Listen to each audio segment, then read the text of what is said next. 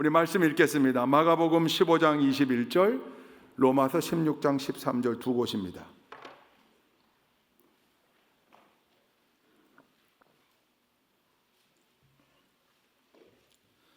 마가복음 15장 21절 먼저 읽겠습니다. 마가복음 15장 21절.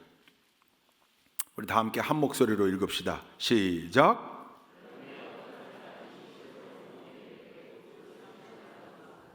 그는 알렉산더와 루포의 아버지로서 구레네 사람 시몬이었다.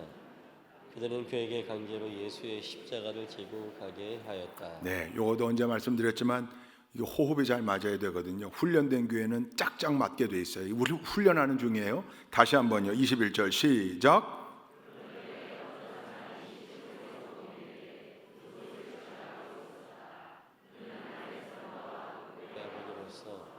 구레네 사람 시몬이었다. 그들은 그에게 강제로 예수의 십자가를 지고 가게 하였다. 아멘. 로마서 16장 13절 말씀도 함께 읽습니다. 시작. 주님 안에서 택하심을 입은 로마서 16장 13절입니다. 이게 맞습니까? 로마서 16장 13절. 주님 안에서. 잘못 쓴 것 같죠? 위에? 로마서 16장 13절. 성경 찾으신 분들 주님 안에서 택하심을 받은 루포와 그의 어머니에게 문안하여 주십시오. 그의 어머니는 곧 내 어머니. 네, 다시 한번 읽습니다. 시작. 주님 안에서 택하심을 받은 루포와 그의 어머니에게 문안하여 주십시오. 그의 어머니는 곧 내 어머니이기도 합니다. 아멘, 아멘. 여러분 이제 저를 보십시오. 이제 이 시간은 저하고 여러분하고 아이 컨택이 계속 돼야 되는 시간입니다. 제가 두 분을 소개한다는 걸 깜빡했는데 우리 교회 한승자 권사님, 임순희 권사님 손 들어 보십시오. 아, 여기 계시고 또 한 분 어디 계세요? 한 권사님, 임 권사님, 한 권사님 어디 계세요? 아, 저 뒤에 서 계시군. 예. 한 분은 진천, 한 분은 괴산. 근데 이 두 권사님이 오늘부터 우리 주방에 있는 딸려 있는 작은 방 내실에서 주무시면서 3일간 부흥성회를 참석하십니다. 예.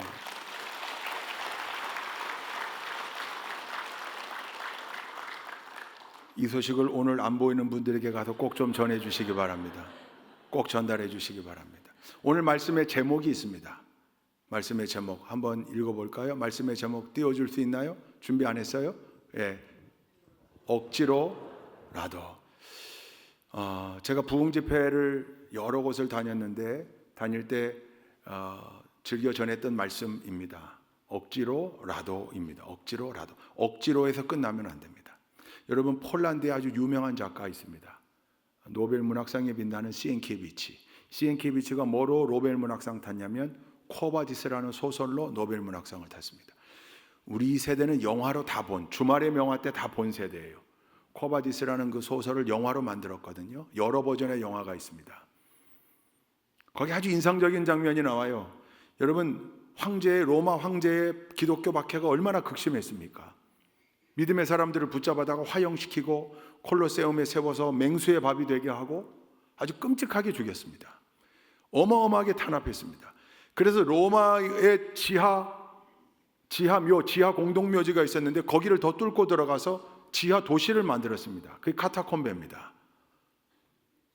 믿음의 자유를 찾아 순교를 피해 다 숨어서 신앙생활을 하는 겁니다. 그 로마 교회의 지도자가 예수님의 수제자였던 베드로입니다. 그런데 황제의 박해가 계속 극심하게 점점 옥죄어 오고 많은 동역자들이 붙잡혀가고 순교당하고 하니까 교회 지도자, 평신도 지도자들이 우리로 말하면 장로님들이 모였습니다. 대책회의를 하는 겁니다. 이대로 가다간 우리 담임 목사이신 베드로 선생님마저 붙잡혀 순교하면 우리 로마 지하동굴교회는 큰일 난다. 그래서 이 평신도 지도자들이 교회를 염려하고 생각하는 마음으로 베드로 목사에게 잠시 소나기는 피하는 게 좋겠습니다. 잠시 피해 계십시오. 그때 베드로가 이 제안을 뿌리쳤어야 했습니다. 그랬잖아요. 아니, 내가 양들을 버리고 목자가 어디 간단 말입니까? 양을 버리고 가는 목자는 목자가 아닙니다. 주님께서도 말씀하셨습니다. 나는 여러분과 함께 할 겁니다. 이랬어야 되는데 못 이기는 척 그걸 받아들여요. 정 그러시다면, 뜻이 그렇다면, 교회를 염두하는 그 뜻이 그렇다면 제가 잠시 피해 있겠습니다. 그리고 성도들을 내버려 두고 혼자 개나리 보찜 짊어지고 새벽 여명을 틈타 로마를 등지고 도망갑니다. 근데 로마를 등지고 도망가면서 자꾸 뒤를 돌아봐요. 왜냐하면 황제의 비밀 정보원들, 그 델라토르라고 했습니다. 델라토르들이 곳곳에서 암약하면서 이 크리스찬들을 색출해내려고, 체포하려고 혈안이 돼 있었거든요. 그러니까 혹시 이 보안을 지켜야 되는 이 내용이 새나가진 않았을까? 내가 도망가는 걸 알고 쫓아오진 않을까? 두근거리는 마음으로 자꾸 뒤를 돌아봐요. 새벽에 왕래가 없는 시간인데 두근두근거리는 마음을 가지고 로마를 등지고 도망가고 있는데 저 앞에서 누군가가 로마를 향해 걸어오고 있는 게 보여요. 이 시간에 누굴까? 이 시간에, 이 새벽에 나는 로마를 등지고 도망가는데 로마를 향해 걸어가는 저 사람은 누굴까? 혹시 나를 알아보지 않을까? 황제의 비밀 정보원 델라토르 아닐까? 두근거리는 마음으로 점점 그와의 거리가 가까워져서 그가 누구인지 식별 가능하게 되었을 때 깜짝 놀랍니다. 쿼바디스 도미네, 무릎을 꿇고 인사합니다. 쿼바디스 도미네, 주여 어디로 가시나이까? 예수님이었습니다. 깜짝 놀라서 반사적으로 무릎을 꿇고 인사했습니다. 쿼바디스 도미네. 그때 주님이 그렇게 말합니다. 나는 네가 지지 않고 팽개쳐두고 내버려두고 나오는 그 십자가 다시 지러 로마로 들어간다. 너는 네가 할 길 가라. 그때 베드로가 즉시 두 무릎을 꿇습니다. 주님, 제가 또 잘못 생각했습니다. 제가 또 잘못 판단했습니다. 아닙니다. 주님은 주님 십자가 다 지셨습니다. 제가 그거 생생히 목격한 사람 아닙니까? 그 십자가는 제 겁니다. 제가 지겠습니다. 제가 또 생각 잘못했습니다. 여러분, 믿음의 사람들은 넘어지지 않는 사람이 아니라 넘어졌더라도 회개하고 다시 일어나는 사람, 회개하고 다시 돌이키는 사람들이죠. 할렐루야. 여러분, 다윗과 사울의 죄질을 놓고 보면 누구의 죄질이 훨씬 무겁고 안 좋습니까? 다윗이죠. 이건 진짜 말로 어떻게 정말 나쁜 놈 아닙니까? 사울은 무슨 죄를 저질렀다는 거예요? 불순종, 질서를 깨뜨린 죄, 그거 아닙니까? 그죠? 아니, 제사 지내기로 한 시간에 사무엘이 늦었어요. 사무엘이 시간을 맡겨와야지 왜 늦게 와? 그렇잖아요. 급한 마음에 본인이 제사장인 것처럼 제사를 드렸는데 하나님은 질서를 원하셔서 그 일은 너의 일이 아니라고 하나님이 책망하고 야단친 거예요. 그 일을 침범하지 마라. 여러분, 하나님은 질서의 하나님, 질서가 없는 이 세상에, 이 혼돈한 이 세상에 질서를 부여하신 것, 그게 창조의 한 행위였습니다. 그리고 하나님은 본질상 질서를 원하시는 하나님이에요. 하나님 외에 다른 것 없고 하나님 위에 다른 사람, 다른 존재 없고 하나님 밑에도 언제나 질서. 그래서 교회 안에도 질서가 있어야 돼요. 교회 안에 우리 현재 활동하고 있는 각종 소그룹을 몇 주 전에 조사해서 지금 현황을 가지고 있고 정리하는 중에 있습니다. 왜 그렇습니까? 그 제대로 양성화시킬 건 양성화시켜주고 지도할 건 지도하고 아닌 건 아닌 대로 정리하고 하려고 합니다. 교회에서 목양지도를 받지 않고 목양지도의 영역 바깥에 소그룹이 있다. 그건 질서에 어긋난 일이에요. 어떤 일이든지 그 안에 언제나 교회 안에서 공식적으로 질서거든요. 질서. 사울은 그 질서를 깨뜨린 것. 두 번째는 뭡니까? 아말렉과의 싸움에서 다 진멸하라고 그랬는데 재물들을 가져왔잖아요. 살아있는 소들, 양들, 가축들, 전리품들을 가지고 왔어요. 사무엘이 꾸짖잖아요. 이게 뭡니까? 그랬더니 그거요, 제사 지내려고 가져온 거예요. 그때 나온 책망의 말씀이 뭡니까? 순종이 제사보다 낫다. 그거 제사 안 드렸어도 됩니다. 재물 필요 없습니다. 하나님이 진멸하라고 그랬으면 진멸해야지 왜 순종 안 합니까? 그 죄예요. 다윗은요, 이 말에 뭐합니까? 이거 말로 옮기기도 싫은 부하장수 우리아의 아내와 잘못된 일을 저지르고 은폐하려고 부하장수, 자기의 충성스러운 부하를 죽게 만들고 덮으려고 하고, 말도 안 되는 일이죠. 여러분 이 두 사람의 죄질을 놓고 보면 1000배 만배 다윗이 훨씬 더 중한 죄예요. 그런데 사울은 버림받았고 다윗은 쓰임받았습니다. 딱 한 가지 이유입니다. 뭡니까? 회개입니다. 회개입니다. 너희 죄가 진홍같이 붉을지라도 양털같이 되리라. 할렐루야. 우리가 우리의 죄를 자복하면 미쁘시고 의로우신 하나님이 우리의 죄를 사하실 뿐만 아니라 기억조차 하지 아니하시겠다 그랬습니다. 할렐루야. 그래 얼마나 귀한 은혜입니까? 베드로가 그 은혜를 다시 붙잡는 거죠. 주님, 아닙니다. 제가 또 잘못 생각했습니다. 회개합니다. 유턴하겠습니다. 제 십자가 제가 집니다. 돌아서 로마로 가겠습니다. Sir. 그리고 로마로 다시 들어간 거예요. 결국 사명 감당하다가 붙잡혀요. 십자가형을 언도받습니다. 십자가 사형 집행관에게 뭐라고 말합니까? 유대 전승에 나오는, 성경에는 안 나오지만 전승에 나오는 거예요. 마지막 부탁이 있습니다. 내 선생님 예수님도 십자가에 달려 돌아가셨거늘 어찌 제자된 내가 똑같이 십자가에 죽을 수 있단 말입니까? 나는 거꾸로 매달아 주십시오. 십자가 거꾸로. 그래서 옛날 우리 찬송가 중에 서쪽 하늘 붉은 노을 영문 밖에 비치누나, 이 찬송가에 보면 주님 제자 베드로는 거꾸로도 갔사오니, 여러분 베드로가 그렇게 순교했습니다. 자기 십자가 짊어지고 자기 사명 감당한 거죠. 팽개쳐 두고 나온 십자가를 다시 지게끔 예수님이 나타나셨고 깨닫게 하셨고, 주님은 주님 십자가 이미 지셨고 내 십자가는 내가 져야 된다. 할렐루야.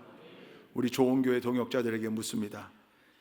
여러분의 십자가는 어디에 있습니까? 가지고 계십니까? 여러분의 십자가는 어떤 십자가를 지금 짊어지고 있습니까? 우리 군에서 형제들에게 여러분의 십자가는 어디에 있습니까? 그러면 한 절반 정도가 이게 목에 손을 넣습니다. 이렇게 군번줄을 꺼내면 그 군번줄에 요만한 십자가가 달려 있어요. 요 정도 십자가를 원하죠. 현대 크리스찬들은. 좋잖아요. 부담도 없고 차고 다니면 멋도 있고, 때로는 마치 부적인 것처럼. 여러분 십자가는 부적이 아니잖아요. 그렇죠? 근데 마치 그런 것처럼 아무 부담 없이 십자가. 여러분 성경에 보면 누구든지 나를 따라오려거든 자기를 부인하고 자기 십자가를 짊어지고 나를 쫓을 것이니라. 할렐루야. 십자가를 목에 메고 십자가를 문신으로 새기고 이런 거 없어요. 십자가 짊어지라고 그랬습니다. 짊어져야 십자가인 거예요. 짊어지지 않는 건 십자가가 아니에요. 근데 적당한 십자가 원하는 거죠. 십자가 액세서리로 만들어 놓고 폼도 나고 예쁘기도 한 십자가, 그냥 그렇게만. 십자가 목걸이 하지 말라는 게 아니에요. 십자가 목걸이 예쁘고 좋아요. 그건 그거대로 액세서리 하고, 짊어져야 할 십자가는 분명하게 자기 십자가 짊어지고 가라는 거죠. 할렐루야. 여러분 저 아르헨티나의 후안 카를로스 오르티즈라는 유명한 목사님이 제자입니까라는 책을 썼죠. 얇은 책. 아마 많이들 읽어보셨을 거예요. 아주 베스트셀러였고 지금도 많이 팔리는 스테디셀러입니다. 거기에 특징적인 단어가 두 가지가 나와요. 하나는 중간길이라는 단어고 하나는 제5복음서라는 단어예요. 제5복음서가 뭐냐? 제5복음서. 여러분 복음서가 몇 개 있습니까? 4복음서. 뭐죠? 마태, 마가, 4개밖에 없어요. 근데 제5복음서가 뭐예요? 왜 5복음서라고 하는 거예요? 현대 크리스찬들은 성경을 읽을 때 이 하이라이터 형광펜을 딱 들고 성경을 읽다가 입맛에 맞는 구절에 딱 하이라이트 한다는 거죠. 밑줄 긋거나 하이라이트 하는 거죠. 그런 말씀 있잖아요. 28장 신명기. 들어가도 복을 받고 나와도 복을 받고 들에서도 복을 받고 집에서도 복을 받고 떡반죽 그릇과 우양의 새끼까지 복 받는 그런 거. 지난번 말씀드렸던 요한복음 15장 7절 같은 거, 무엇이든지 원하는 대로 구하라 그리하면 다 이루리라, 이런 거에 막. 근데 사실 그 앞에 전부 조건절이 있는데 그건 무거우니까 거기 밑줄 안 긋고 그 뒤에 이렇게, 그래서 입맛에 맞는 구절에만 이렇게 밑줄 그어놨다가 자기 필요할 때는 그것만 성경 열어가지고 읽고 마인드 컨트롤 하는 거죠. 마인드 컨트롤. 무엇이든지 원하는 대로. 그 앞에 있는 의문은 하기 싫어. 의문은 하기 싫고 그것만. 그래서 그런 걸 이렇게 말씀의 편식으로 조각조각 모아놓은 거를 제5복음서라고 꼬집은 거예요. 흔히 우리가 말하는 내가복음서, 마태, 마가, 누가, 요한, 내가, 그렇게 되는 거죠. 그러니까 그냥 마음에 찔림이 있는 말씀은 듣기 싫고, 부담스러운 말씀은 듣기 싫고, 달콤한 이야기, 축복의 이야기, 위로의 이야기, 그런 것만 듣고 싶어하는 믿음의 야성이 점점점 사라지는, 그러니 말씀의 편식만 하다 보면 뚫고 나갈 힘들이 제대로 공급이 안 되는 거죠. 그걸 꼬집은 거예요. 제5복음서를 만들어 놓는다, 현대 크리스찬들은. 두 번째, 중간길. 금방 이해하시겠죠. 구원의 길, 십자가의 길, 사명의 길은 너무 좁고 힘들어요. 험난하고 무거워요. 십자가도. 세상으로 나 있는 길은 너무 넓고 평탄하고 거긴 쾌락도 있어요. 근데 그 길로 가려니까 신앙 양심이 허락하지 않고, 이 길로만 가려니까 너무 힘들 것 같고, 그래서 적당히 중간 지점에 타협의 길을 하나 만들어 놓는다는 거예요. 타협의 길. 그리고 그 길 걸어가다가 여차하면 십자가의 길로 잠깐 뛰었다가 일로 다시 돌아오고, 여차하면 세상 길로 뛰었다가 다시 돌아오고, 그걸 마치 지혜인 양, 지혜. 그게 지혜인 양. 신앙생활 그렇게 하는 거 아니야. 그거 너무 깊숙이 인발부하지 마. 야, 수요 예배 그런 거 나가면 안 돼. 큰일 나. 수요 예배 그거 나가, 주일 낮 예배 드리다가 가끔 수요 예배 때 한 번씩 가주면 목사님도 기뻐하고 좋아하고, 그 정도. 그 정도만 해. 그 정도만. 스스로 그렇게 생각하는 거죠. 야, 그리고 가서 뭘 책임 맡고 뭐 그런 거 하지 마. 그냥. 그래서 그 교회 나가다가도 여차하면 또 다른 교회도 한번 나가보고, 쇼핑하듯이 여러 교회를 다녀보면서 교회 적을 두려고 하지 않고, 책임을 다하려고 하지 않고, 야, 11조는 무슨 11조야. 그냥 요까지만 해. 요까지만.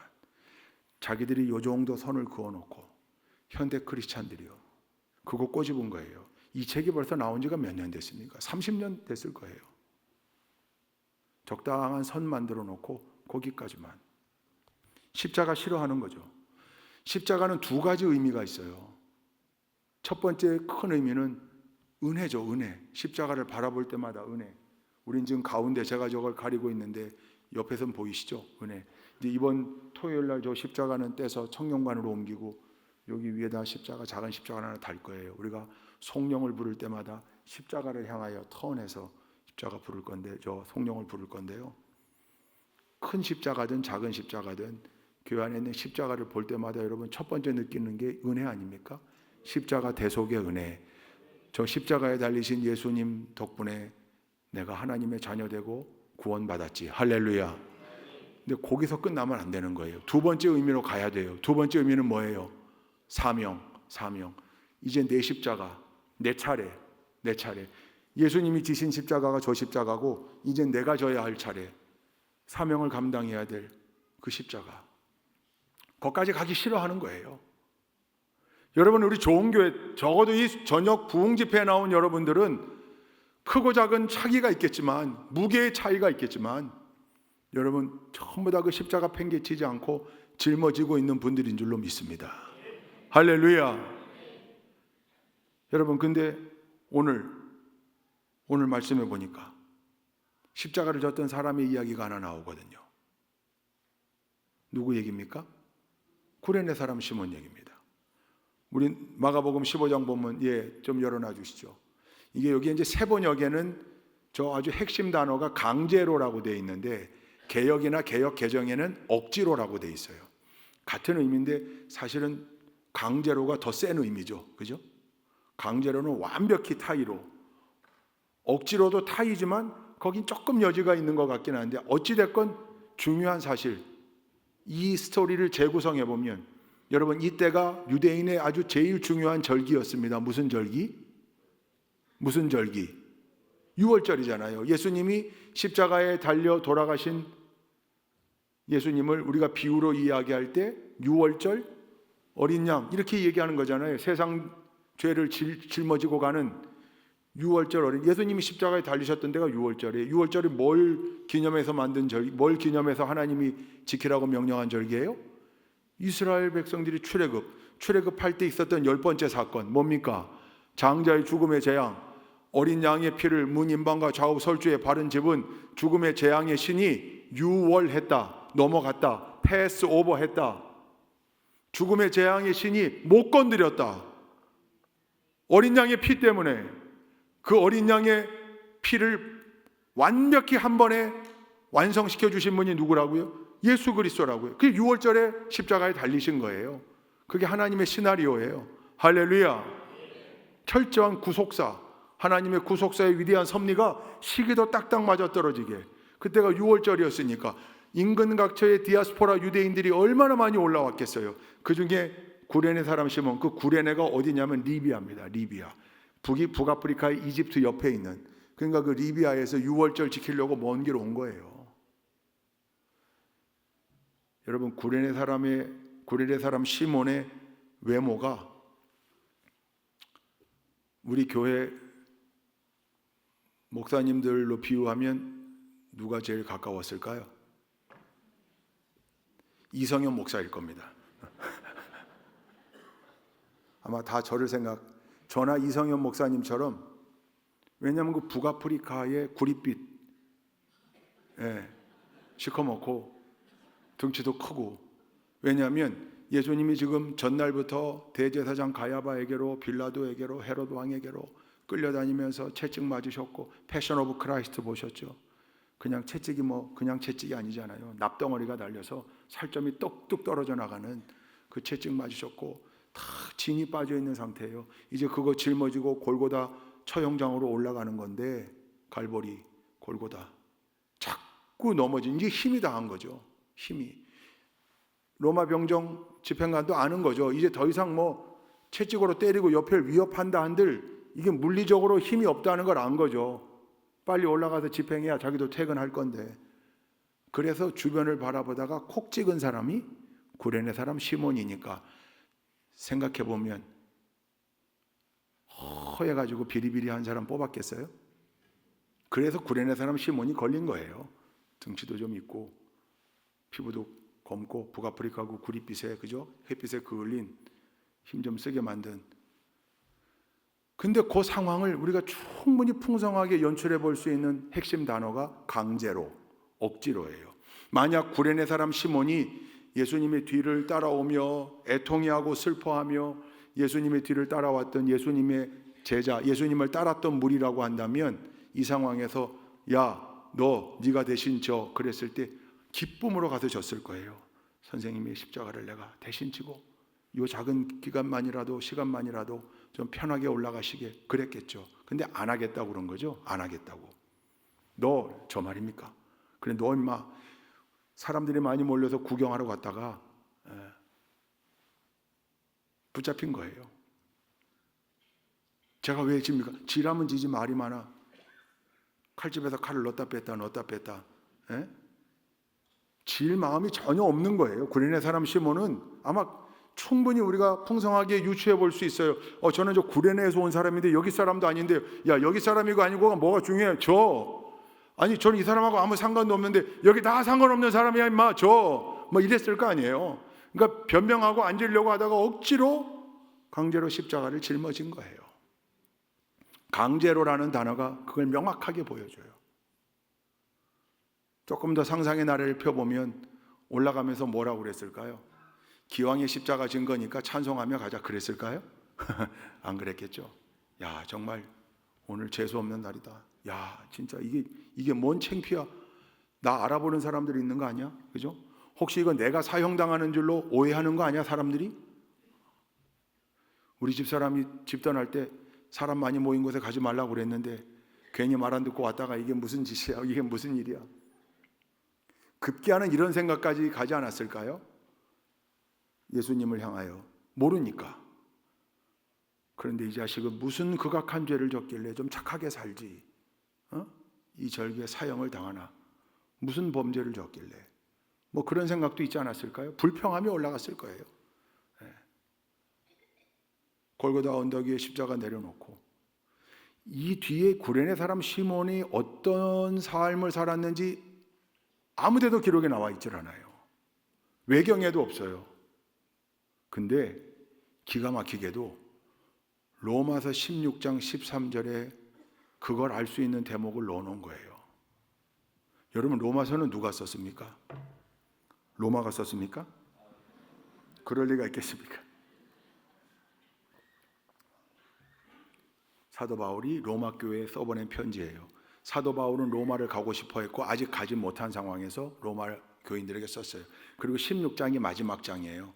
마지막 장에 로마 교회의 키 멤버들, 핵심 인원들에게 특별한 안부를 전하는 대목인데 13절에 이렇게 나오는 거예요. 주님 안에서 택하심을 입은 루포와 그의 어머니에게 문안하여 주십시오. 그의 어머니는 곧 내 어머니이기도 합니다.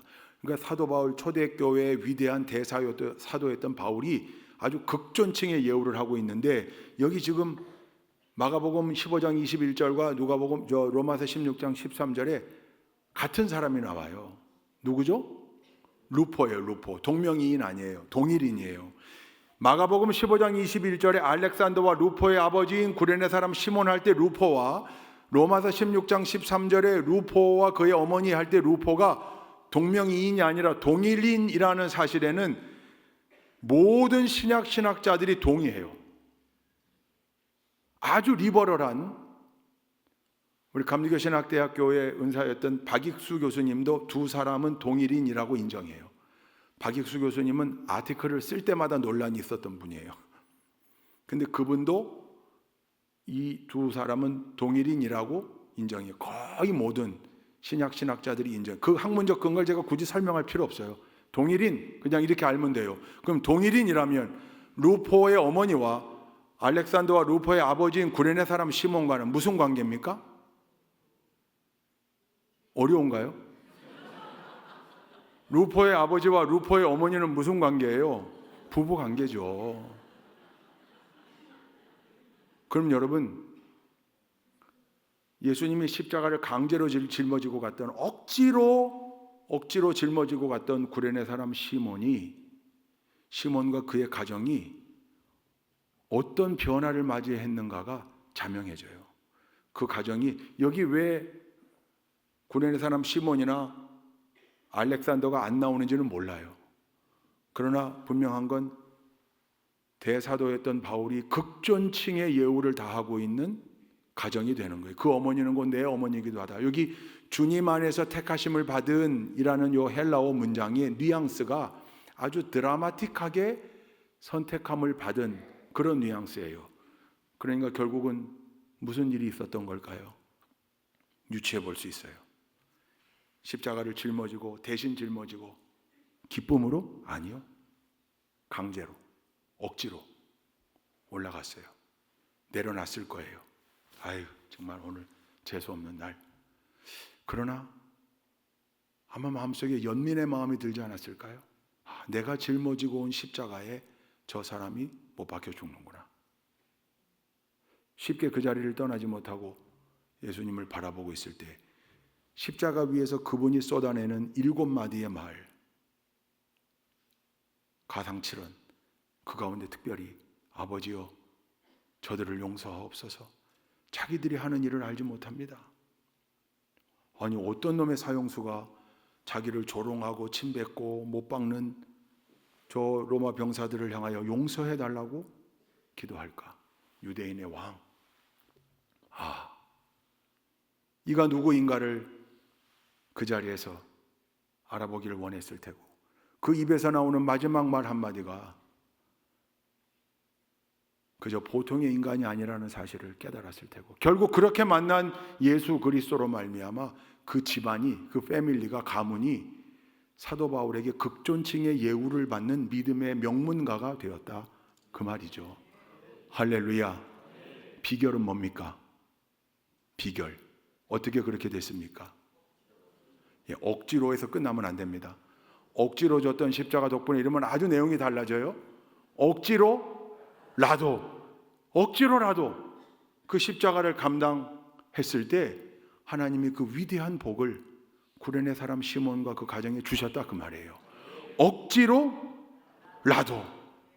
할렐루야.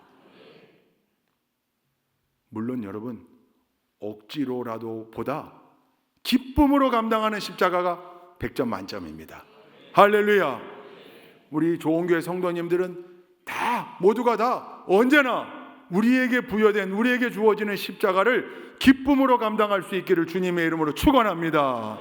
그러나 100% 매일매일 항상 언제나 always 기쁨으로 안 됩니다. 그게 그렇게 안 되더라고요. 목사인 저도. 아니, 우리가 예배 때마다 제 목에 거는 스토리요, 제가 안수받을 때 감독님이 목에 걸어준 거예요. 왜요? 하나님을 위해 너 목을 내어놓았다, 이제. 그 의미예요. 그게 뭐 액세서리가 아니에요. 이쁘게 보이라고 그냥 하는 게 아니에요. 요즘 무슨 월드컵 이후에, 2002년 월드컵 이후에 막 그 사람들이 수건을 이렇게 타올을 두르고 나오면 그게 멋있으니까 목도리처럼 그렇게 색깔 따라 그걸 두르고 나오는데, 그건 멋으로 하는 거고요. 목사의 스톨은 목을 내어놓았다는 의미예요. 하나님을 위해 목을 내놓았다. 감독님께 충성한다. 그런 뜻이에요. 하나님께 목 내놓고 사명의 길을 걸어간다고 하는 목사도 때때로 기쁨으로만은 안 될 때가 있어요.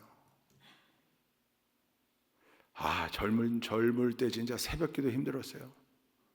새벽기도.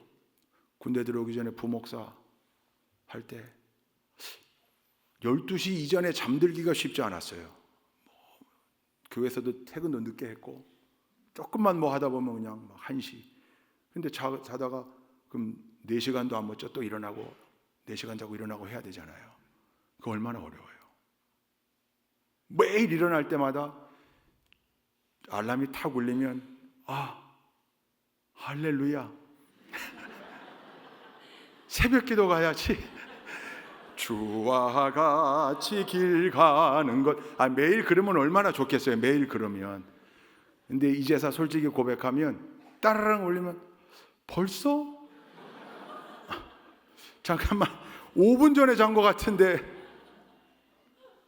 잠깐만, 거기 오른쪽으로 자다 살짝 왼쪽으로 돌린 것 같은데 벌써 시간이. 아마 특세 때 그런 경험들 가끔 하시지 않아요? 예? 힘든 거죠. 힘든 거죠. 때로는 갈등이 막 되는 거예요. 오늘은 내가 인도하는 날도 아닌데, 담임 목사님 미국 가셨는데, 이번에는 사모님도 같이 가셨는데, 근데요, 그렇게 막 갈등이 일고 힘든 그날, 몸은 좀 무거워도 억지로라도 옷 챙겨 입고 나와 엎드린 그날, 여러분, 더 큰 은혜가 뿐만 아니라요, 전 여러 번 체험했는데 부도냈던 중보기도 제목 있죠. 제가 그래서 부도 안 내려고 저는 중보기도 제목 노트에다가 자꾸 부탁받으면 꼭 써놓거든요. 제가 한다열이 하는 사람이라고 그랬잖아요. 탁 써놔요. 근데 거기다가도 못 써놓고 잊어버렸던 사람들 기도 제목이 막 생각나는 거죠. 기도하게 하시는 거예요. 그러니까 그런 날은 더 깊은 기도를 하게 되는 거죠. 시작은 억지로였지만 아주 중요한 신앙의 비밀이 여기 있습니다.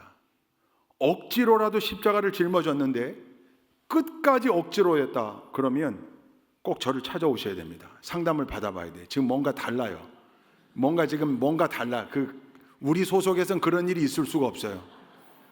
시작은 억지로였지만 이내 그 억지로라도 짊어진 십자가가 얼마나 기쁨인지, 십자가 길 위에서 보람, 영광, 열매, 할렐루야 뿐만 아니라 내 힘으로만 짊어지는 거라고 생각했는데 누가 뒤에서 들고 받치고 있네? 주님께서 그걸 들고 같이 뒤따라오시는 걸 경험하게 되거든요. 그래서 억지로라도 짊어지라는 거예요. 억지로라도 짊어질 때 거기 놀라운 역사가 있다는 거예요. 시골 가면요, 주일날 가끔 매해 개천절날 관광 가기 위해서 1년간 갯돈 붓는 마을들이 많아요.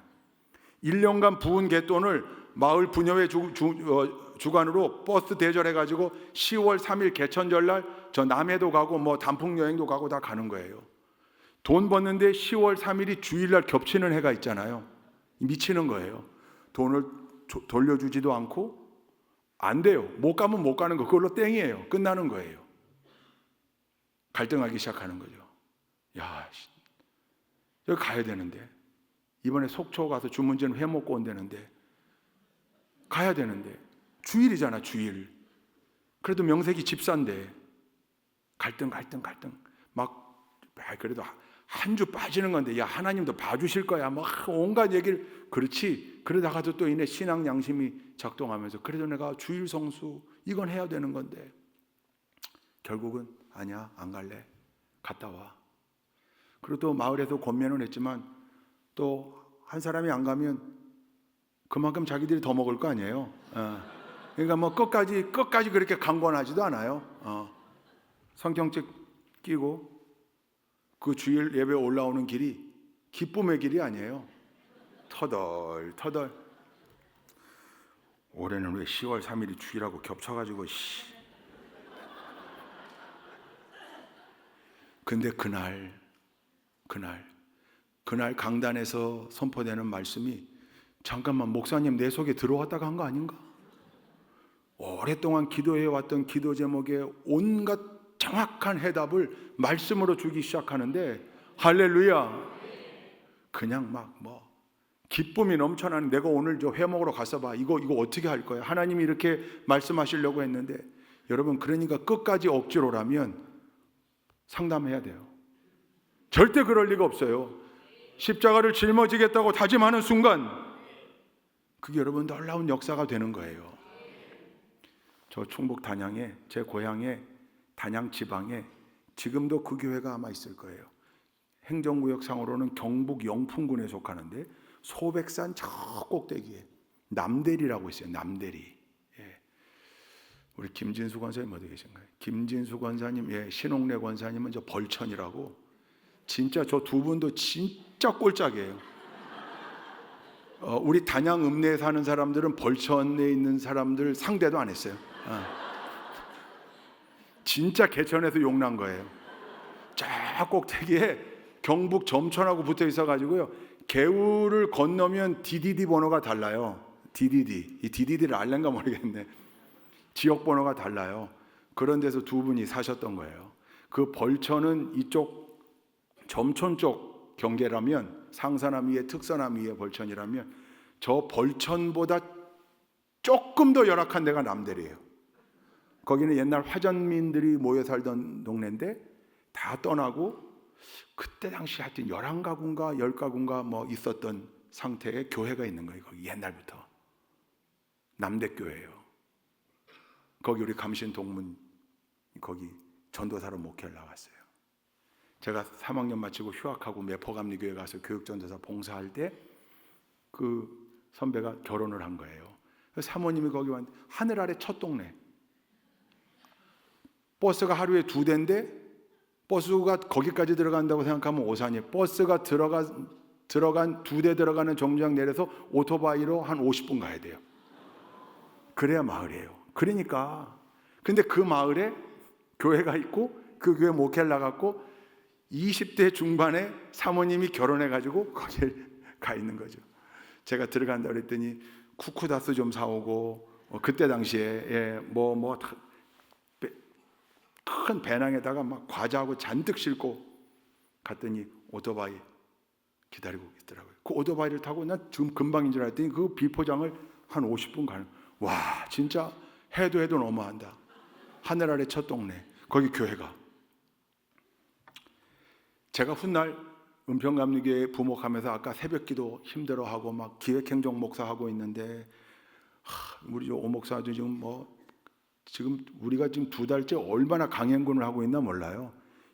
지금 해도 너무 군대보다 더해요. 여긴 지금 이 11월, 12월, 1월 지금 우리가 해왔던 많은 일들이 진짜 여러분, 우리가 송구영신 예배든 발표회든 성탄 예배든 한번 드리기 위해서 그냥 후딱 준비가 되는 게 아니라, 거기는 수많은 사람들의 페달이 다 들어가 있는 거예요. 알고 계시죠? 아멘 소리가 영 적은 거 보니까 모르시는가 보네. 우리 부교역자들, 직원들, 우리 각 직분자들이 막 고생하고 있는 거죠. 저도 그때 기획행정 목사하면서 11시 이전에 잘 퇴근을 못했던 것 같아요. 11시 이전에 농담이에요. 그러니까 새벽 기도가 막 그때 힘들어 할 때인데 서울에 올라왔다가 저랑 같이 얘기를 제가 얘기하는 거예요. 새벽 기도가 너무 힘들고 이거 잠을 좀 일찍 자야 되는데 우리 교회는 새벽 기도 참석률이 33%야. 남대교회 가요. 33%. 교인이 3명이거든요. 3명 중에 한 분이 나오시는 거예요. 그 한 분이 이북에서 피난 내려온 권사님이에요. 이 권사님은 무슨 일이 있어도 나오는 거예요. 나머지 2분은 무슨 일이 있어도 안 나올 뿐이에요. 할머니 권사님은 그 남대리에 겨울에 눈이 내리면요 허벅지까지 눈이 쌓여. 소백산 위니까 고냉지 배추 농사하고 하는 데인데 마늘도 거기 하고 그걸 어떻게 해서든지 뚫고 온대요. 할머니가 미치고 환장하겠대요. 좀 안 나오시면 본인도 저랑 똑같은 세대니까 늦게 잠들었다가 못 나올 수도 있는데 하늘이 두 쪽 나도 그분이 나오니까 이 전도는 매일 새벽 기도를 해야 되는 거예요. 깜빡 시계 알람 소리를 못 듣고 있으면 할머니가 오셔서 밑에 앰프 스위치 켜고 마이크 테스트 하고, 여러분 옛날 교회 구조 아시죠? 마룻바닥 교회인데 여기 문 열면 전도사 사택방, 여기 문 열면 방석 쌓아놓고 하는 창고, 딱 그 구조예요. 그러니까 전도사는 거기서 문 열고 나오면 출근, 들어가면 퇴근이에요.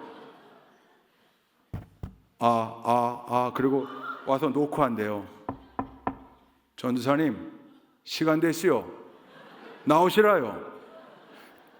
깜짝 놀래가지고 또 막 넥타이 메고 준비된 새벽기도인도 저처럼 나가서 찬송 같이 부르고 말씀 전하고, 그리고 들어가 보면 머리는 산발을 한 채로 머리를 잊어먹고 이게 알람을 못 듣고 깨어나는 바람에, 그래도 그 권사님은 아무 얘기 안 하고 같이 찬송하고 기도하고, 그러니까 그분 때문에 너무 힘들다는 거예요. 근데 1년 중 한 달, 6월 달에 마늘 다 뽑고 한 달 서울에 있는 아들네 집에 가서 지내다 온대요, 여름을. 그게 너무 기다려지는 거죠. 근데 어느 해인가 전사님 올해는 안 갈랍니다.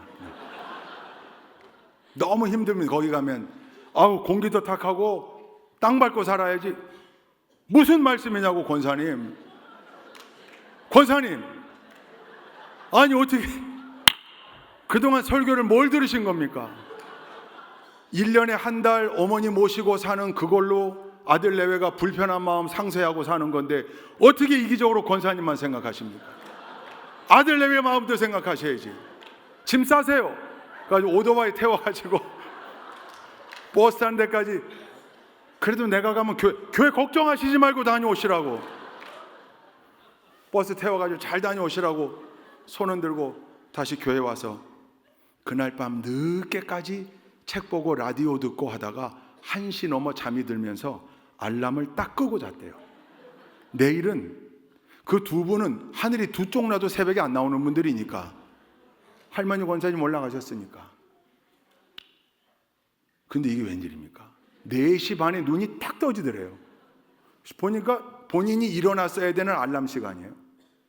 주책이다. 그동안은 그렇게 눌러놓고 알람을 못 듣고 그러더니 이젠 안 일어나도 되는데 눈이 탁 떠진 거예요. 근데 잠이 안 오는 거예요. 그 문을 열었대요. 저 문을 열고 나왔. 어제 권사님 앉았던 방석이 그대로 거기 있는 거예요. 빈 방석이죠. 나와서 이 자리에 서서 물끄러미 그 방석을 쳐다보고 있는데 자기 속에, 야 김전도사 너 쇼하냐? 쇼? 그 음성이 들리는데요. 그때부터 이 권사님의 존재, 그 방석에 어제도 거기 앉아서 늦게까지 기도하다 가신 할머니 권사님을 하나님이 붙여주신 그 귀한 일꾼인데 야, 내가 왜 이런 마음을, 이제 목회를 시작하는 전도사가 왜 이런 마음을, 그때부터 회개가 되기 시작하는데, 그 자리에 털썩 주저앉아 가지고요, 대성 통곡을 한 거예요. 내가 지금까지 뭐 했나? 내가 지금까지 뭐 했나? 힘들고 어려운 일이지만, 아니 그게 권사님이 그렇게 나와 같이 기도의 자리를 지켜주는 그 권사님 얼마나 귀한 존재인데, 내가 무슨 어디 붙어있는 혹처럼 그렇게, 당장 그날 대성통곡을 하며 눈을 떠보니까 그게 8시, 자기 인생에 가장 오래 기도한 날, 다시 born again, 거듭난 날, 그날 서울에 전화해서 권사님 빨리 내려오시라고. 전사님 왜 이랬다 저랬다 하냐고, 아니 빨리 내려오시라고. 그 간증을 저한테 해주는데, 저도 얼마나 뭉클한지요. 그때 당시 한참 새벽기도, 외국에는 없는 새벽기도를 어떤 놈이 만들어 가지고 이렇게 막 그런 불평을 우리 젊은 목회자들이 하면서 있을 때, 야, 그렇지, 힘들고 어려워도 다 필요하니까 하나님이 하게 하셨고, 여러분 이 기도의 영성이 새벽으로, 통성으로, 합심으로 우리 한국교회 전통 안에 유구한 전통으로 녹아 있어서 오늘날 이 한국교회가 여기까지 온 거 아니겠어요? 때로는 힘들어요. 힘들다고요. 매일 새벽에 룰루랄라 찬송하면서, 아니라고요. 저 같은 경우에, 다른 사람 모르겠어요. 저 같은 경우에 이제는 30년 목회하면서 새벽기도 근육이 붙어가지고 그게 그렇게 힘들지 않고, 물론 때때로 몸 컨디션이 안 좋고 몸이 무거울 때도 있지만, 그래도 언제나 우리가 감당해야 되는 일이라면, 여러분 언제나 기쁨으로 아닐 때, 억지로라도 그거 감당할 때, 그 순간부터 하나님이 이 기쁨, 이 보람, 이 열매 하나님이 만들어 주시는 거라니까요. 할렐루야. 여러분 이 원리가 우리 신앙생활 전반에 적용되어져야 하는 거예요. 우리 좋은 교회 성도님들은 언제나 이거 머릿속에 각인해 놔야 되는 거예요. 기쁨으로 감당합시다. 우리에게 주신 사명의 십자가. 할렐루야. 그런데 기쁨으로 감당할 수 없을 때 팽개치지 말고 억지로라도 그거 집시다. 할렐루야. 사탄은 끊임없이 와서 속삭여요. 뭐라고? 야, 기쁨으로 감당할 때 해. 기쁨으로 감당할 수 있을 때. 왜 억지로 하려고 그래 그걸. 기쁨으로 감당할 준비가 됐을 때 그때 해. 그때. 많이 들어보지 않으셨어요? 새해 송구영신 예배, 우리가 엊그저께 아주 은혜롭게 송구영신 예배를 드렸어요. 기도 제목을 여러분 다 제출했습니다. 기도 제목을 제가 다 읽어보진 못했어요. 아직 정리하는 중이에요. 근데 대개 새해 기도 제목 결단에, 하나님 올해부터 저희 가정이 온전한 11조 생활하게 하옵소서, 이런 기도 제목들이 왕왕 올라와요. 그분들이 1월달 11조 딱 준비해요. 월급 명세서 왼쪽에 있는 걸로. 세후 말고, 세후는 온전한 게 아니에요. 세전이에요. 세후 말고 세전. 그 세금 우리가 다 내야 되는 거 편하게 원천징수 해주는 거잖아요. 온전한 11조는 세전 내 봉급의 11조예요. 딱 준비해요. 올해부터 하기로 했으니까 뒤돌아보지 말고, 옆도 보지 말고, 올해부터 한다. 이번 달 가지고 와요. 교회 헌금 시간대까지 계속 두근거려요. 마음이. 이거를 내야 되나 말아야 되나. 그때 우리 마음속에 자꾸 들리는 소리가 있어요. 야, 기쁨으로 하라고 그랬어. 기쁨으로. 인색함으로나 억지로 하지 말라고 그랬어. 고린도후서 9장 7절이야. 각각 그 마음에 정한 대로 할 것이요 인색함으로나 억지로 하지 말지니 하나님은 즐겨내는 자를 사랑하시느니라. 그렇지, 맞아. 기쁨으로 낼 수 있을 때 그때 해야 돼. 그때.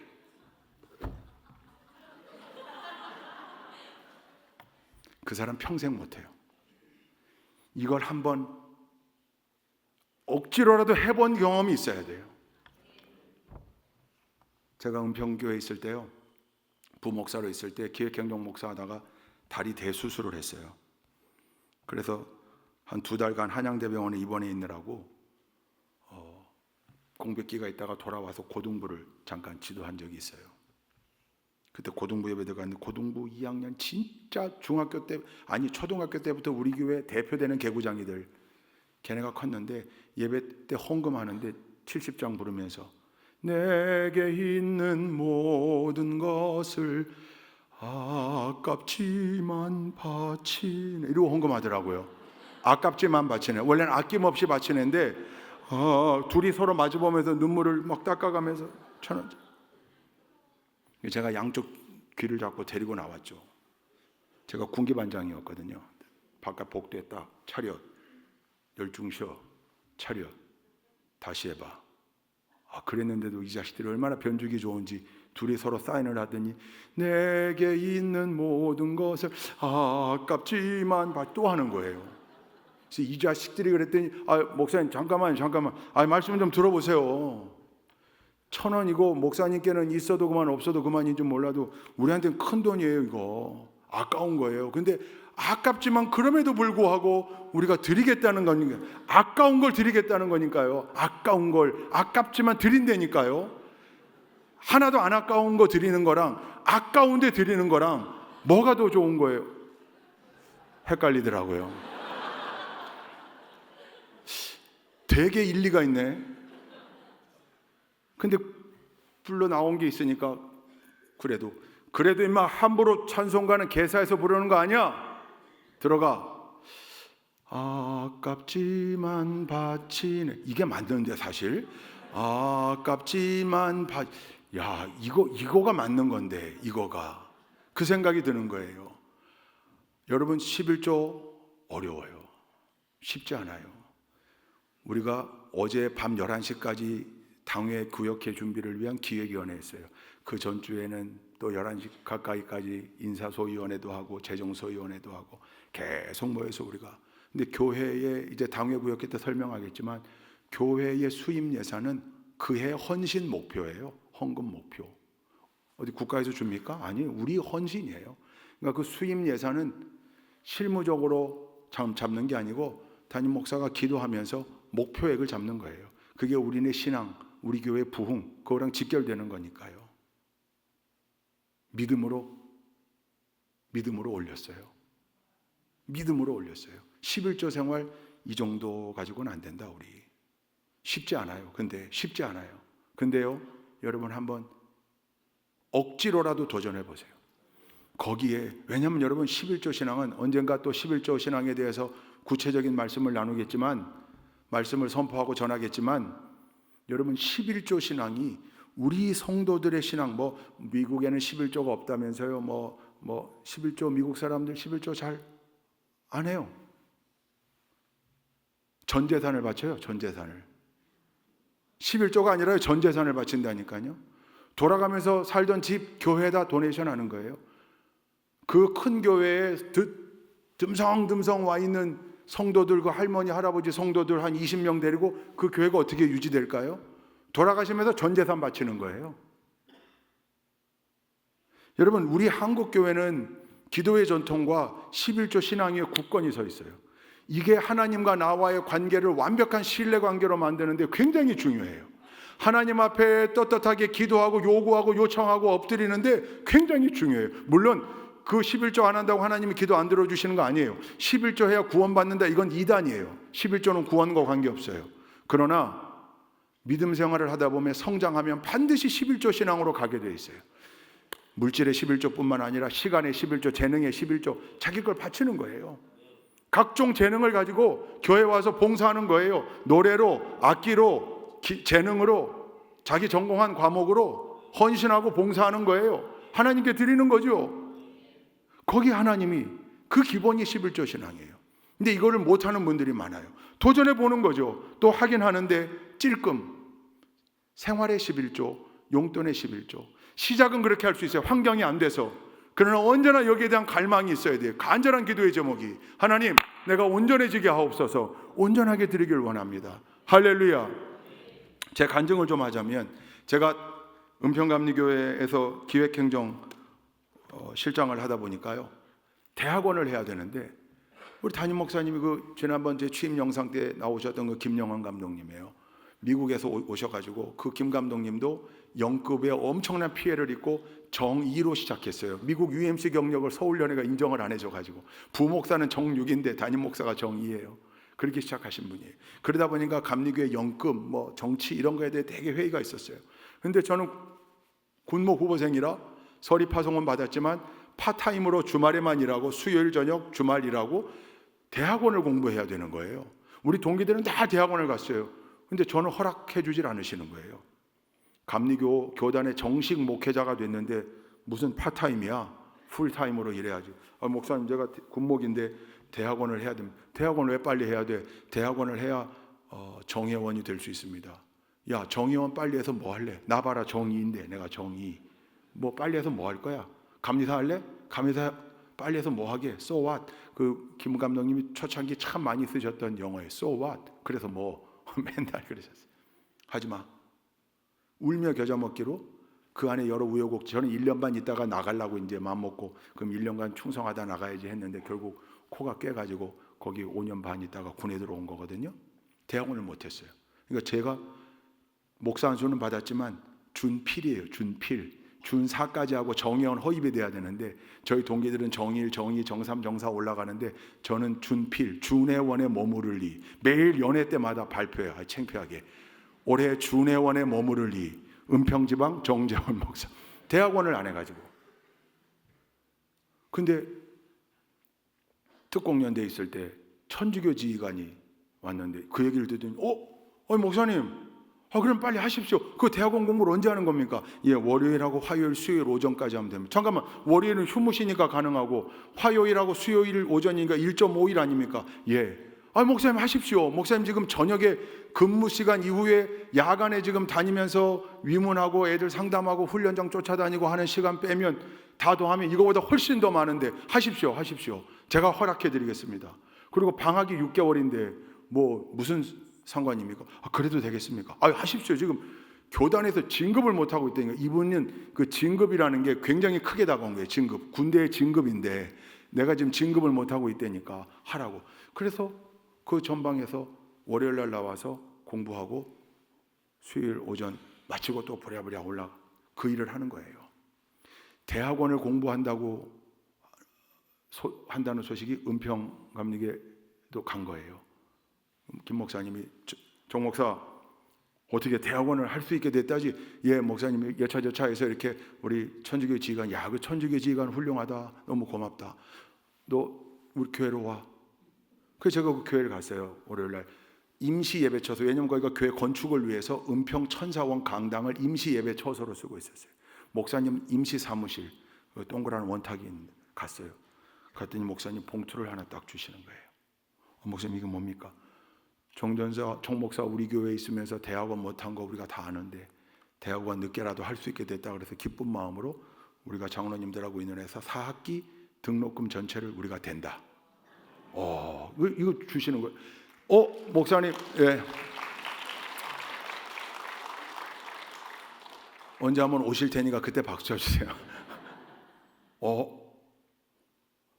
아니 목사님 제가 교회 형편을 너무 잘 아는데 건축하느라고 빚이 100억이에요. 100억 빚이요.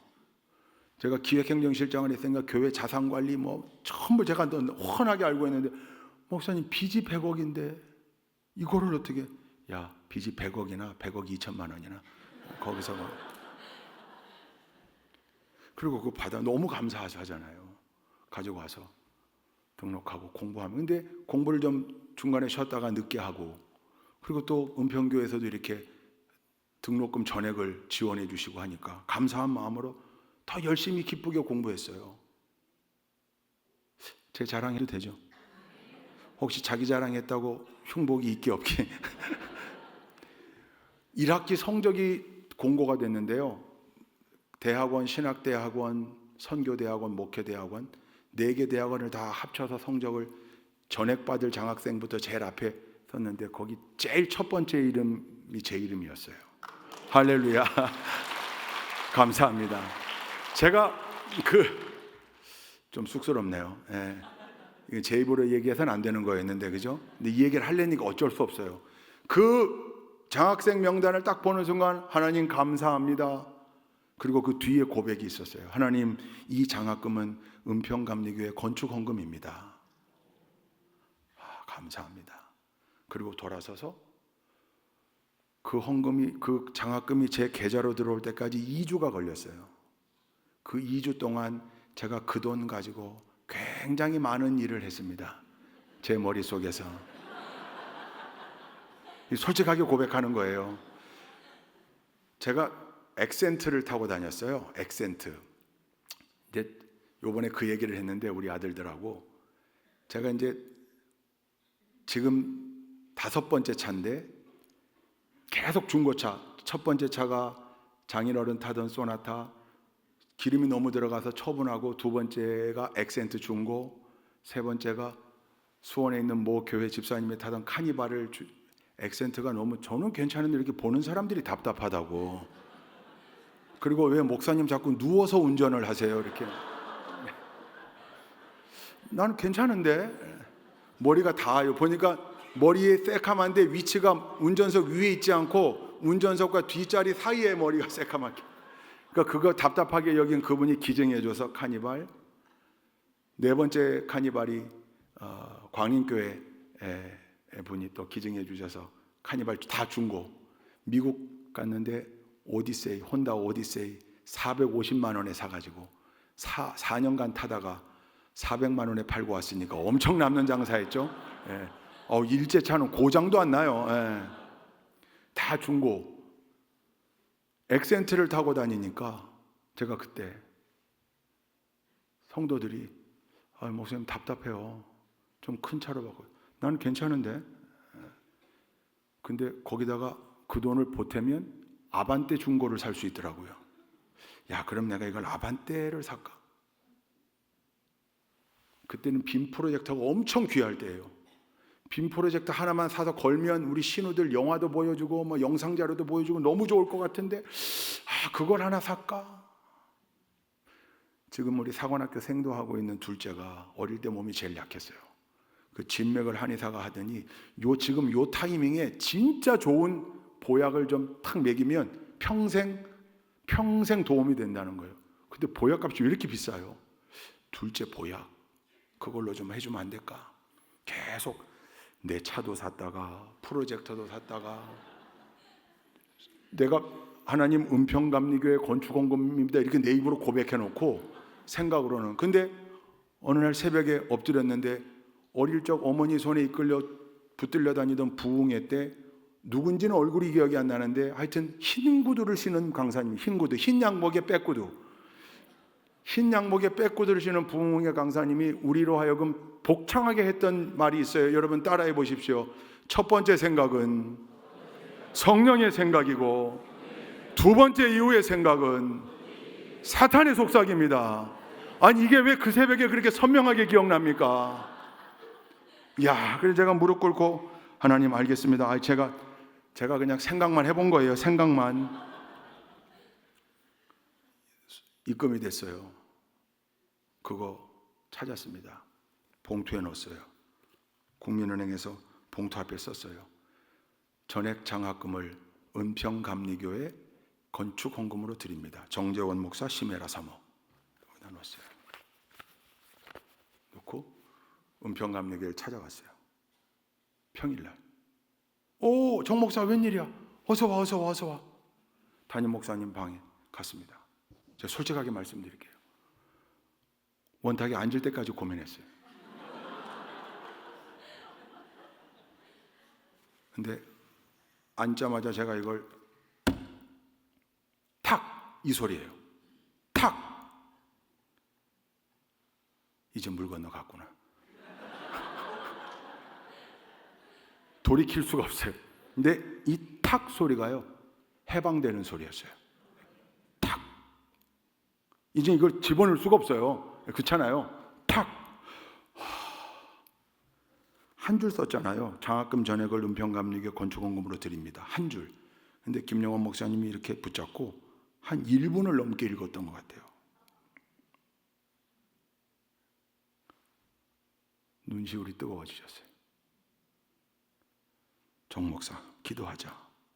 기도하시는데 건축에 너무 힘이 드는데 하나님 이렇게 또 위로해 주시니 감사합니다. 저도 얼마나 뿌듯한지요. 얼마나 감사하고 얼마나 이게 해방되는 소리였어요. 기쁨으로 내지 않았어요. 솔직하게 말씀, 제가 기쁨으로 여기 꺼내놓지는 않았어요. 억지로가 담겨 있었어요. 근데 딱 내려놓는 순간부터 너무너무 기쁨이었어요. 할렐루야. 하나님께서 제 마음에 얼마나 큰 기쁨과 감동을 주셨는지 몰라요. 기도 끝난 다음에 담임 목사님이 군생활 하면서 뭘 그렇게 열심히 했어? 쉬엄쉬엄 해. 2학기 3학기 계속 받았어요. 안 어려웠어요. 갈등하지 않았어요. 요만큼도 어려움 없었어요. 기쁨으로 냈어요. 그때는 기쁨으로 다 갖다 드렸어요. 할렐루야. 억지로라도 한번 그거 경험해 본 그 순간부터요, 그게 저에게 해방이고 기쁨이고 보람이었어요. 할렐루야. 여러분, 기쁨으로 할 수 있을 때 해. 언제예요? 기쁨을 경험해 봐야죠. 경험해 봐야죠. 여러분, 도전하십시오. 신앙생활의 모든 부분이에요. 전도, 예배, 헌신, 봉사, 순종, 모든 게 다 기쁨으로 안 될 때도 있어요. 이번에 지금 우리 교구 다 새로 재편해가지고 속회 편성하고 이번 당회 때 이제 다 발표할 거예요. 헤어지기 싫어하는 분들, 근데 뭐 속회 잘 모이지도 않았으면서 그렇게 헤어지기를 싫어해. 속장 보고서 하나도 안 올라왔더만. 아니 뭐 속회에서 갈라지면 못 보나요? 어디 이렇게 갈라놓나요? 아니잖아요. 다 원칙대로 편성해요. 좀 내키지 않은 부분도 있을 수 있어요. 또 우리 교역자들이 미처 헤아리지 못했던 부분도 또 있을 수 있어요. 그러나 그럼에도 불구하고 기쁨으로는 아니라 할지라도 그래, 이렇게 되는 거 억지로라도 순종하고 요 모아주신 요 속회에서 또 기쁨의 열매, 보람의 열매, 귀한 열매를 만들어 보자. 할렐루야. 순종할 때 그때부터 거기 놀라운 역사들이 있을 줄로 믿습니다. 저는요, 목사가 되는 것도 기쁨으로 결정하지는 않았어요. 그 억지로라도였어요. 시간이 벌써 이렇게 됐는데 원래 오늘 끝나는 시간이 12시잖아요. 그렇게 각오하고 오셨. 내일 새벽 기도도 없는데 뭐. 제가 충북 단양에서 태어났는데 저희 어머님하고 아버님, 우리 여기 아버님 친구분, 또 우리 어머님 고향의 영춘 그 우리 권사님들 여기 계세요. 매포감리교회 목사님하고 영춘교회 목사님이 서로 중매선 거예요. 우리 어머님 집은 외할머니, 외할아버지 다 신앙의 일꾼들이었고요. 우리 아버지 쪽은 우리 아버지하고 작은 아버지만 매포교회 학생회부터 신앙생활 시작했어요. 우리 할머니가 두 분이었어요. 난 어릴 때 그 큰할머니가 우리 할머니 언니인 줄 알았어요. 근데 언니가 아니에요. 형님이었어요. 무슨 말인지 아시죠? 우리 할머니가 첩이었던 거예요. 우리 친할머니, 그래서 우리 아버님은 중학교 시험 볼 때, 그 면접 볼 때 교사의 말을 평생 기억하고 계시더라고요. 서자구만, 이렇게 호적등본을 보고 서자구만 이렇게 얘기했다. 아마 그런 소름 때문에 우리 아버님과 밑에 작은 아버님은 일찍부터 교회를 나갔던 것 같고, 나머지 집안 우리 할머님도 여장부, 그 옛날 선글라스도 끼시고 쪽진머리에 비녀하신 분이 곰방대 긴 장죽에 담배 태우시고, 그 많았던 땅에 농사 짓는데 농사를 총 지휘하셨던, 집에서 먹고 자는 일꾼들만 6명 있었다고 그러니까 농사를 꽤 많이 하셨던 거고, 매포바닥에서 방귀 깨나 끼는 집안으로. 다만 우리 할머님이 그것을 실질적으로, 우리 큰할머니는 항상 안에서 이렇게 자수 같은 거 하시고 아주 여리여리 여성 하신 분이었고, 우리 할머님은 등짝 스매싱 주특기였던, 똑바로 하라고 이렇게 아주 여장부셨어요. 근데 교회에서 만나 결혼하게 되니까 양쪽 집안에서 허락을 해야 되는데, 우리 외갓집에서 할머니에게 내걸었던 딱 한 가지 조건은 교회 나가는 거, 며느리 교회 나가는 거 방해하지 않는다. Yes. 그래서 결혼한 거예요. 결혼한 날부터 그 많은 일꾼들 밥해 먹여가면서 시집살이를 했는데 우리 할머니에게는 장손이 필요했던 거죠. 당신의 배로 낳은 아들이 빨리 손자를, 당신으로 봐선 장손이니까. 근데 이게 웬일입니까? 꼭 그렇잖아요. 딸, 첫째 딸, 둘째 딸, 셋째 딸. 셋째 누이가 생일이 11월 말인데 셋째 낳았을 때는 둘둘 말아서 윗목에다가 올려놨다니까요. 하도 실망이 돼가지고. 예. 지금 그 딸이 제일 잘해요. 꼭 그렇죠. 그 딸이 제일 잘해요. 그리고 난 네 번째 드디어 아들이 태어났으니 그 아들이 바로 제 바로 위에 있었던 형입니다. 사진이 한 장 남아 있는데요. 너무 예쁜 아이예요. 진짜 너무 예쁜. 안 예뻐도 예뻐야 될 상황이잖아요. 지금 넷째 딸 낳음의 아들이니까. 그러니까 뭐 아침 점심 저녁으로 옷을 갈아입히고 교회에 데리고 나간 모든 분들이 안아보려고 하고, 우리 집에 TV가 있어가지고 저녁이 되면 다 그 마당에 TV 보러, 드라마 보러 오시는데, 그때 두 번째 목적이 이름이 진수입니다. 진수를 안아보려고 오기도 하고. 근데 그만 단양이 상습수해 지역이에요.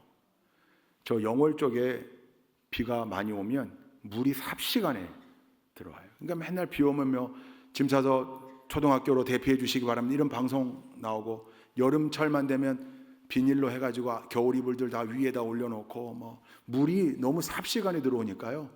그러니까 예전에 우리 할머님 어머님 그렇게 물 들어올 때 막 엉겹결에 나와 피난해 봤더니 연탄집게 들고 나오시고 국자 들고 나오시고 그랬다고. 그 다음부터는 아예 여름철이 되면 여차하면 들고 튈 거 딱 세트화 해놓고, 이게 이제 군대처럼 방치할 건 좀 위에다가 쌓아놓고 이러는 거죠. 그 수해 때 그 집에서 기르던 개를 목줄을 풀러주질 못하고 나와가지고 큰 개가 그만 물 안에서 죽은 거예요.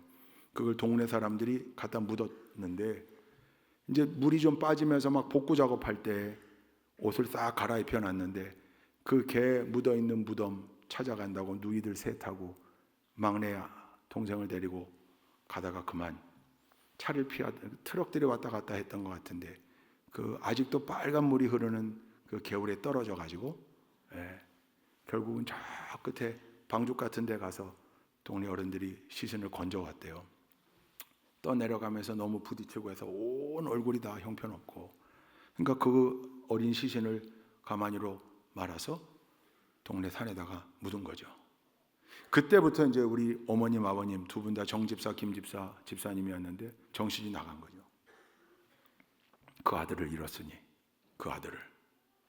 우리 아버님이 성가대 지휘하시고 올겐 반주하시고 그럴 때인데 한 달간 교회를 나갈 힘도 없고 정신이 없어서 울다 지쳐 잠들다 깨면 계란 삶아가지고 그 진수가 삶은 계란, 초콜릿, 바카스 이렇게 좋아했다네요. 우리 작은 아버님이 중대 약대 졸업하고 시골 내려와서 약국을 하셨거든요. 그 바카스, 그때도 바카스가 있었나 봐요. 바카스. 요 세 개를 싸가지고 머리는 산발을 한 두 양반이 진수 찾아다닌다고 산을, 무덤을 안 가르쳐 주니까. 그래서 사람들이 저 집안 망했다. 그때 아버님이 땅 팔아가지고 마크 5, 마크 4 그 차 사서 택시 사업 하다가 택시 다 떠내려가고 사업 망했죠. 아들 잃었죠. 저 집안 망했다.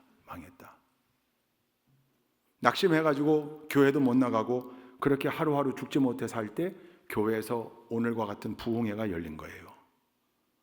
예정돼 있던 부흥회가 열렸고 그 부흥회가 일주일 진행되고 안 나간 거죠. 부흥회 마지막 금요일 철야 집회에 우리 옆집 사는 장로님 딸 유혜복이라고 하는 청년 자매가, 청년 누나죠, 철야 집회에서 입신의 은혜를 경험합니다. 꿈을 꾼 거죠. 집회하다 잠이 들고 꿈을 꿨는데 너무 선명하게 천국을 경험한 거예요. 이제 그걸 토요일 날 깨어나서 우리 집에 와서 얘기해 줄 게 있다고 온 거예요. 할머니하고 어머님 아버님 앉혀놓고 내가 본대로만 얘기하고 가겠노라고, 본대로만.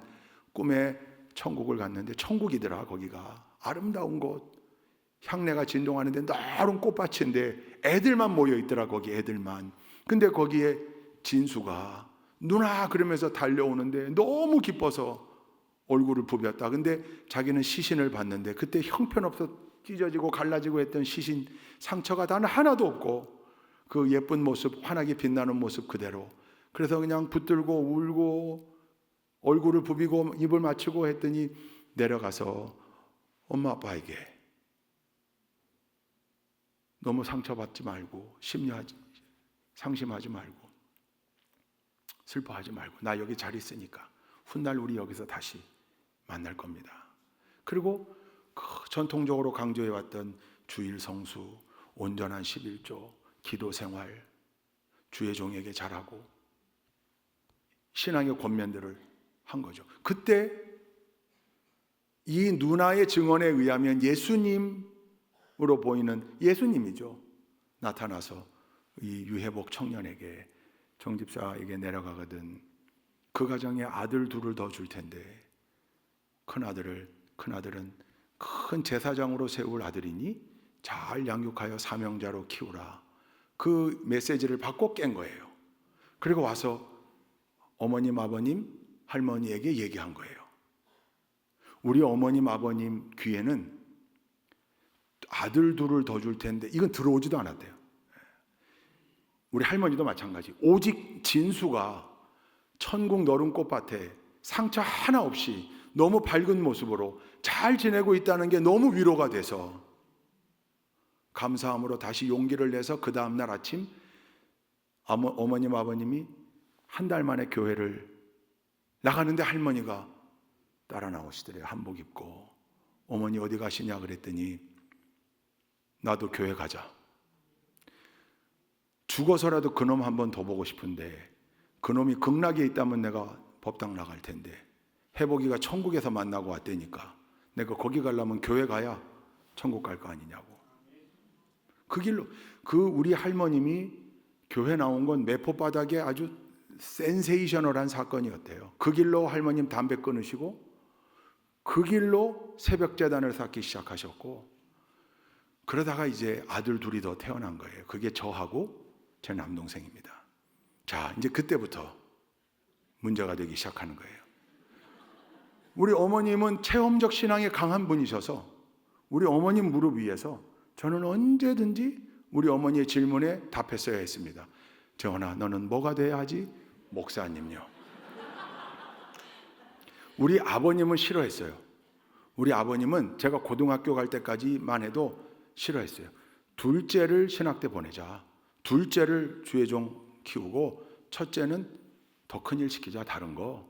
우리 어머님이 더 큰일이 어디 있습니까? 아니 신앙적으로 그런 분명한 체험이 있는데 왜 쓸데없이 이게 두 분의 유일한 부부싸움 주제였어요. 제가 어릴 때. 근데 아버님의 생각은 저에게 이식될 겨를이 없고 언제나 어머님 무릎 위에서. 제가 매포감리교회 어린이집 제1기 졸업생이거든요. 1기. 그때 우리 어린이집에 노래가 있었어요. 나는 될 터이다. 선생님이 딱 집으면 대통령이 될 터이다. 알죠? 모두가 다 옳다 내가 북쪽 노래 같은데 옳다 내가 대통령이 될 것이다. 이게 어린이집에서 자주 불렀던 노래인데 애들은 매일 바뀌는 거죠. 대통령도 된다고 그랬다가 경찰관도 된다고 그랬다가 장군도 된다고 그랬다가. 근데 저는 허구한 날 주구장창 목사님이 된다고 하더래요. 그래서 선생님이 어느 날은 8번도 9번도 시켜봤는데 계속 목사님이. 왜냐하면 우리 어머니 무릎 위에서 세뇌를 당한 거죠.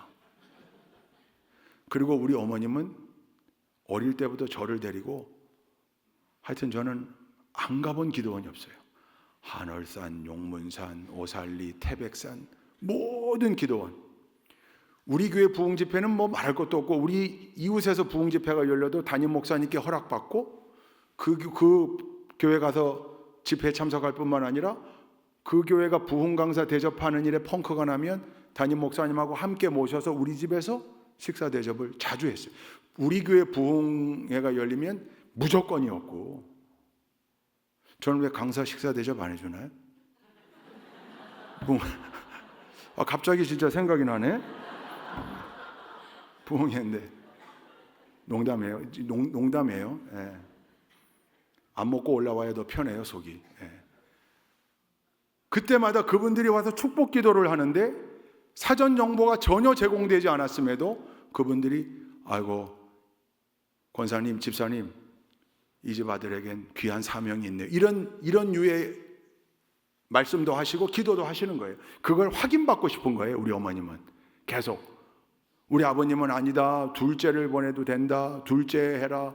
둘째가 돼도 아들인데 뭐가 상관이냐. 우리 어머님은 아니라고. 그러면서도 자꾸 그걸 확인받고 싶은 거죠. 그러니까 또 여름 되면 절 데리고 기도원에 가셔. 기도원에서 또. 그래서 저는 뭐 어마어마하게 많은 집회를 경험했어요. 그리고 그때마다 항상 제 머릿속에 잠깐만 나는 언제 깡패가 되나? 왜냐하면 큰 목회하려면 깡패 됐다가 돌아오든지 죽을 병에 걸렸다가 살든지 그래야 되더라고요. 잠깐만 이거 이쯤 돼서 내가 집을 나가줘야 되나? 하도 그런 간증을 많이 들으니까요. 예, 잠깐만 죽을 병을 일단 걸려야 되나? 거기서 왜냐면 웬만한 분들은 다 폐병 걸려서 죽다 살아난 분들이고 저 하늘산의 이천성 목사님은 대표적인 깡패였다 돌아온 분이고 예. 그러던 중에 제가 고등학교를 여기 온 거예요. 충북고등학교를. 근데 충북고등학교에 와서 떨어져서 살면서부터 사춘기를 지내면서 진짜 싫은 거예요. 목사가. 세상 힘없는 사람. 온 사람에게 굽신거려야 되는 사람. 골목길에 다수의 여자와 혼자 다니는 남자는 다 목사. 아 싫어 난 싫어. 고등학교 때 입장으로 고등학교 때 그 아주 남성적인 거를 탁 추구하고 하던 그때의 그 감성으로 정서로 싫은 거예요. 그게 내가 왜 목사가 돼야 돼? 내가 왜 그럴 운명이야? 나한테 물어보지도 않고 이게 뭐 하는 일? 막 반항심이. 예. 고3이 돼서 진학 지도를 해야 되는데 우리 또 충북고등학교 담임 선생님이 이것도 자랑인데 또 이걸 해야 되나 말아야 되나. 네가 왜 신학대학을 바로 가냐? 일반대를 갔다 가라. 일반대를 갔다가 서울대 종교학교 아니면 연대신학과 갔다가 감리교 가라. 그게 우리 선생님 얘기였어요. 죄송해요. 재수 없어서 어쩔 수가 없어요. 간증을 하려니까. 근데 그때가 되니까 우리 어머님 아버님이 일치가 되는 거예요. 우리 아버님이 이제 신앙이 잘하시고 장로님이 되시고 본인도 기도하시고 하면서 그래 그게 큰아들 그런 과정 중에 태어났으니까 부모님이 담임교사 상담하러 올라왔는데 담임교사가 뭐 우리 담임 선생님이 감신대 갈 거면 난 못 써준다고 그리고 나도 안 가겠다고. 그때 내려가셔서 우리 어머님이 A4 용지 한 5장에 편지를 쓰셨어요. 저한테. 우리 어머님이 좀 필체가 삐뚤삐뚤해요. 그 특유의 필체로 5장 편지를 쓴 거예요. 그 내용이 뭐냐면 제가 초등학교 5학년 때 할머니가 돌아가셨어요.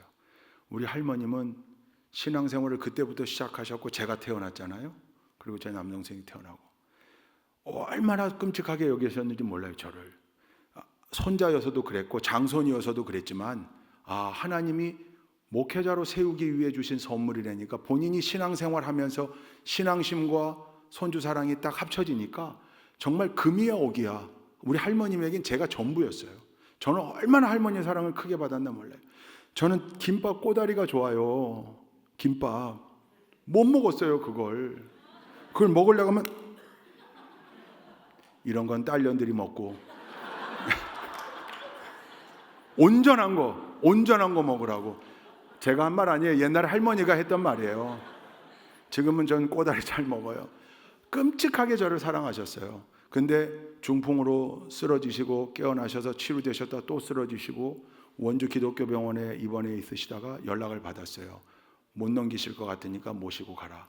그때 담임 목사님하고 아버님하고 장할아버님 같이 병원에 가서 모시고 오는 길에 차 안에서 할머님이 잠깐 기적적으로 정신 차리셨어요. 그때 하신 유언이 있어요.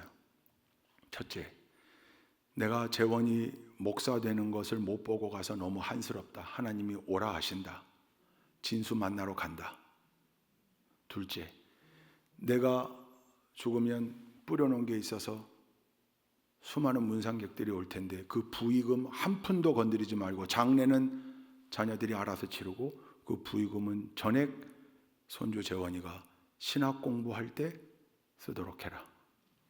셋째, 손주 며느리를 못 보고 가는데 손주 며느리에게 줄 선물이 있다. 그때는 안 가지고 계셨고 병원에 입원하시느라고 건강하실 때 하고 다녔던 금비녀가 있어요. 집에 있는 금비녀를 손주 며느리에게 할머니 선물이라고 전달해다오. 넷째, 찬송가를 불러주세요. 주 안에 있는 나에게 딴 근심 있으랴. 찬송가를 부르는 중에 돌아가셨어요. 이 내용을 어머님이 편지로 쓴 거예요. 편지로. 지금 그 돈 작은아버지들이 단 한 푼도 안 건드리고 가지고 있고, 신학대학 갈 때 등록금으로, 신학 공부할 때 학자금으로 다 전액 쓸 거다. 결론은 할머니를 위해서, 부모를 위해서 신학대학을 가주면 안 되겠냐. 그 결론이었어요. 제가 그 편지를 하숙집에서 받고 제가 4일 내내 당시 섬겼던 빌립보 감리교회 분평동에 있었습니다. 새벽에 가서 그 편지를 앞에 성경책 위에 올려놓고 울었어요. 가기 싫은데 가야만 하나. 그리고 결심했어요. 억지로라도 가자. 아니, 가주자. 가준다 내가. 그 길은 알아서 인도하십시오. 하나님 정말 뜻이라면 알아서 인도하십시오. 제가 신학대 가는 것까지는 내가 순종하겠습니다. 억지로 했어요. 억지로, 진짜. 저는 사실 육사 가고 싶었어요. 그리고 또 하나는 법대 가고 싶었어요. 검사하고 싶었어요. 나쁜 놈들 싹 잡아들이는 그런 게 제 성정에 맞았던 것 같아요. 그때 고등학생 때. 나중에 이렇게 육사에서 생활하다가 오게 되고 아들이 육사를 또 가게 되는. 근데 그땐 그랬어요.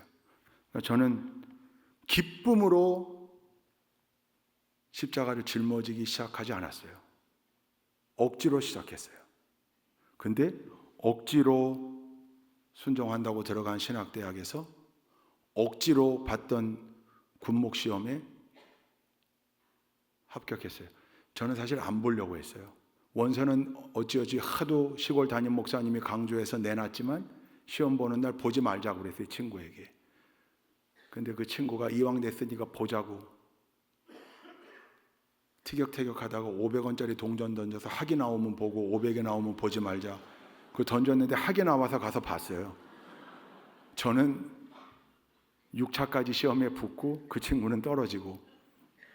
그 사실 그때 그 이후에 돌이켜 생각해 보면 진짜 그 길목길목에서 하나님이 그렇게 인도하셨고 위기도 넘게 하셨고 길도 열으셨고 그래서 오늘 여기까지 온 거예요. 억지로 시작했지만 그 과정 속에선 최선 다하려고 노력했고, 신학 공부하면서 감신대에서, 감신대가 여러분 얼마나 헷갈리게 하는 대학인지 몰라요. 예, 감신대가 온통 이 제 머리를 다시, 제 마음을 다시 셋업 시켜놨어요. 교회 현장에서 배운 신학, 그 신학의 기반 위에 다시금 신앙을 쌓게 만들으셨어요. 사명 감당, 군에서 주어지는 환경 속에 사명의 자리에서 최선 다하려고 노력했고 그 길목길목마다 하나님이 함께 하셨음을 저는 분명하게 간증할 수 있습니다. 오늘날 여기까지 왔고 오늘 여러분들 만나 이렇게 함께 동역하게 됐습니다. 시작은 억지로 했어요. 근데 그 과정이 하나님의 함께 하심으로, 기쁨으로, 보람으로, 영광으로, 열매로, 할렐루야. 여러분, 우리 모든 신앙생활의 원리에 해당될 거예요. 우리 성도님들이 신앙생활 하시면서 때때로 감당하기가 어려울 때가 있어요. 때때로 힘들 때가 있어요. 그때는 팽개쳐 두고 나중에 준비될 때, 기쁨으로 될 때, 아니요. 오늘 이 5글자 오음절의 설교 제목을 꼭 기억합시다. 억지로라도 하자. 억지로라도 감당하자. 억지로라도 짊어지자. 그럴 때 여러분 함께 동행하시고 감당하게 하시고 힘 주시고 용기 주시고 능력 주시는 하나님의 손길 체험할 수 있게 되는 겁니다. 그게 그 체험이 하나하나 쌓여갈 때, 그 간증이 하나하나 쌓여갈 때 그게 위대한 신앙의 자산이 될 뿐만 아니라 신앙의 성장이 되는 거죠. 오늘 이 저녁에 구레네 사람 시몬을 기억하면서, 여러분 제 간증은 잊어버려도 좋아요.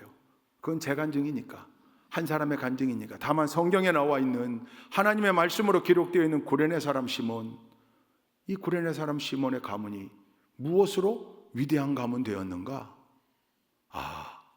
십자가의 길 거기 있었고, 구레네 사람 시몬이 거기에 있었고, 더 넓게 보자면 하나님의 도성 예루살렘으로 긴 길마다 않고 절기 지키러 올라왔고, 십자가의 길 위에 있었고, 현장에 있었고, 예수님 만났고, 억지로라도 십자가를 짊어지게 되는 환경이 주어졌고, 기쁨으로는 아니었지만 억지로라도 그 십자가 감당할 때 그의 운명이 바뀌어지고 그 가문의 운명이 바뀌어지는 놀라운 역사가 있었다는 걸 여러분 우리 모두가 기억하고, 우리 좋은 교회가 구레네 사람 시몬처럼 기쁨으로 때때로 감당할 수 없을 땐 억지로라도 그 십자가 감당하며 주님의 뒤를 따르는 진정한 예수님의 제자들로 넘쳐나는 교회가 될 수 있기를 주님의 이름으로 축원드립니다. 할렐루야.